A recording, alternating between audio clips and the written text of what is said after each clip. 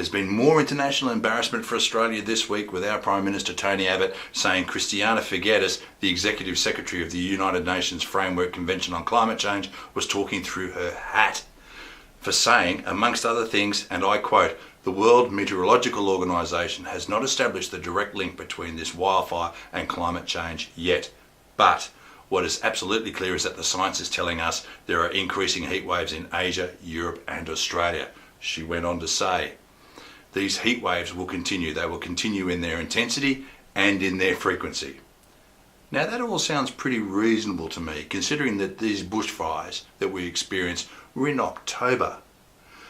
But no, our Prime Minister had this to say. Well, I think the official in question is talking through her hat, if I may say so. Incredible. I find that remarkable, especially coming from a person who usually talks through his arse. But what about Al Gore? Is Al Gore also talking through his hat, Tony?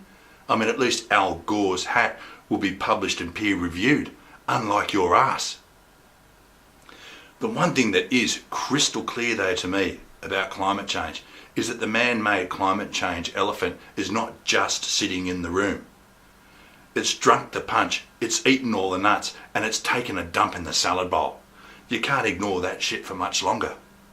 In fact, the man-made climate change elephant got so sick and tired of waiting around being ignored, it's left. It's buggered off. It's been replaced by a whopping great big bloody rhinoceros. So now you've got a man-made climate change rhinoceros sitting in the room. Ignore him at your peril. The opposition leader begged for his support back then, even saying, "The only thing I wouldn't do was sell Mars." People who know me know that I don't speak like that.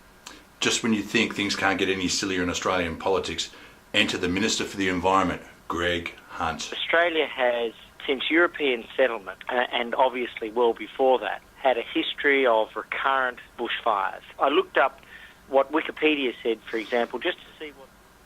Wikipedia? I mean, it's hardly a published peer-reviewed journal. Wikipedia? I mean, who needs the Climate Commission when you've got Wikipedia? Why stop there? I mean, who needs the Department for Social Services when you've got Facebook? You know, who needs the Department of Employment when you've got LinkedIn? Who needs the Department of Defence when you've got Call of Duty Modern Warfare 3?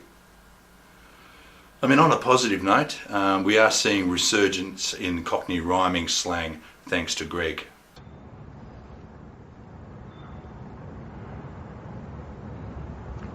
Okay, well tell me, what's the context, and if it's out of context, what is the context?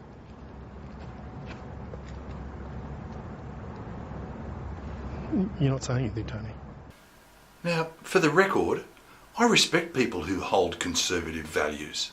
That is certainly their prerogative, but honestly, if these people think that Tony Abbott and co are doing a good job over the last couple of weeks, then seriously, they shouldn't be left alone.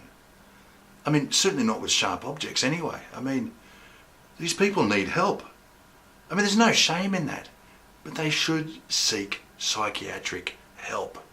Just wanted to ask you, you've said previously that you met with Malbrough around Easter last year, talked to him about Peter Slipper, but didn't mention the James Ashby case, even though he was in regular contact with Malbrough. Can you see how people have trouble, believing that? Are you calling me a liar? No. Well, some people said they have trouble believing it. Can well, you understand why they might? Then they can go to hell, because I'm telling the truth. Anything else? Good old Joe Hockey. He's been in the news almost on a daily basis since he picked up the Treasurer's job.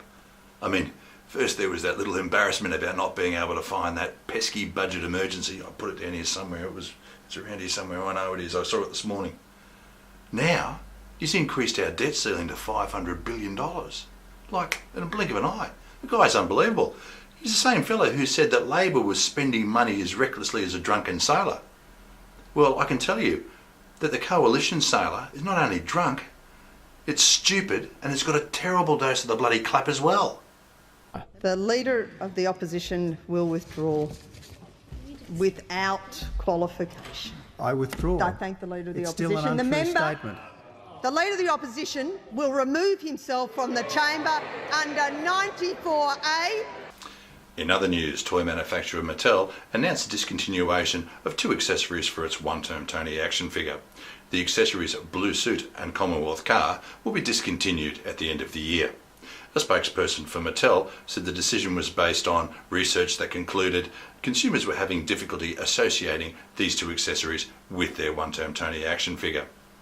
The popular accessories Poly-Pedal Wrought Bicycle, Fire Truck and Wedding Tuxedo will continue to be sold separately. You're not seriously telling me, Lee, that the mining tax and the carbon tax have made Australia an easier place to invest I'm going on the facts that Marius Kloppers said today when he was directly asked if the decision on Olympic Dam was affected by Australia's tax situation, and I'm going on the facts that are outlined in their results statement that they've issued. Have you actually read BHP's statements? No, but I've... No, you haven't read their statements today, but you're on commenting about what they've announced today and how the federal government's to blame for that. And that's all for this week from Wound Up.